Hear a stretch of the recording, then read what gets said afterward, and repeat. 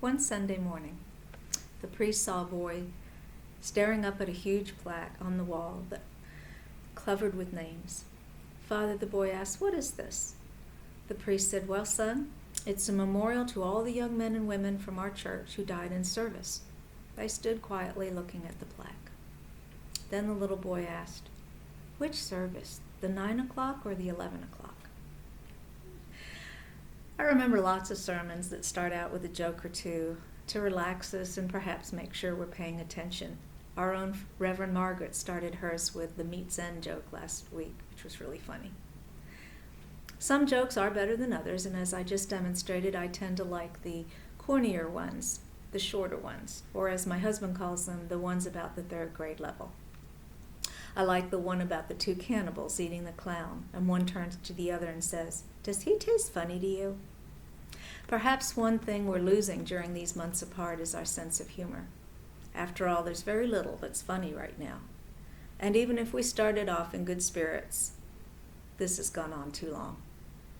The only joke that applies is the one about what makes God laugh. Tell him your plans. None of our lives are going according to our plans, that's for sure.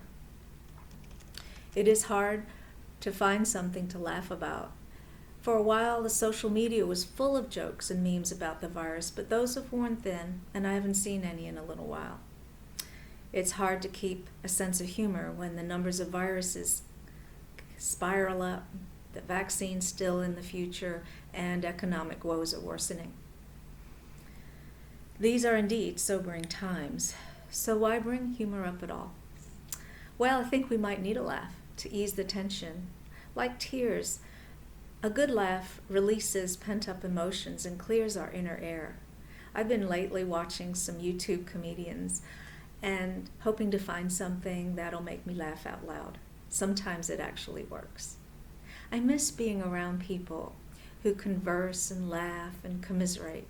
We can only do so much of that online, and it isn't the same as hearing live laughter at coffee hour or on the porch outside church after service. Amidst our isolation, we may wonder, where is humor in all of this?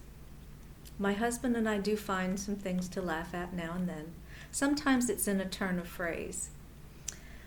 Like when a storm was coming in and I said the weather was foreboding, and he observed that it wasn't foreboding at all. That made us laugh, and every time a storm comes along, out comes the foreboding line. There's little to quote in the Bible that speaks to laugh out loud humor. Although Proverbs 17:22 reminds us that laughter is the best medicine. And there I was, thinking that was from the Reader's Digest. But that doesn't mean that God doesn't have a sense of humor, as it says in the 2nd Psalm. But the one who rules in heaven laughs. I like to think, as Dottie Johnson says, God looks down on us and smiles. I know some of my antics and behaviors provoke some guffaws from God. I almost feel his gentle laughter sometimes. We are in a period of trial, but that will pass, and we will come together again and laugh together, and all will be well. Luke 6:21 promises this when he tells us, "God blesses you who weep now, for in due time you will laugh." It seems only right at this point to say adieu and to leave you with a couple of jokes. Brother John entered the monastery of silence, and the abbot said, "Brother, this is a silent monastery. You are welcome here as long as you wish, but you may not speak unless I direct you to." Brother John lived in the monastery for 5 years before the abbot said to him, "Brother John, you have been here 5 years now. You may speak 2 words. Brother John said, "Hard bed." "I'm sorry to hear that," said the abbot. "We'll get you a better bed." After another 5 years, Brother John was called by the abbot. "You may say another 2 words, Brother John." "Cold food," said Brother John, and the abbot assured him that the food would be better in the future.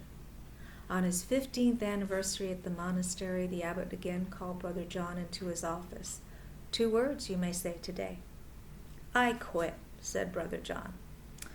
"It is probably best," said the abbot. "You have done nothing but complain since you got here." And another one. A kindergarten teacher was walking around observing her classroom of children as they were drawing pictures. She got to one little girl who was working diligently, and she asked what the drawing was. The girl replied, "I'm drawing God." The teacher paused and said, "But no one knows what God looks like." Without looking up from her drawing, the little girl said, "Well, they will in a minute." I hope you have a wonderful day, interrupted with some joy and some laughter. I miss you.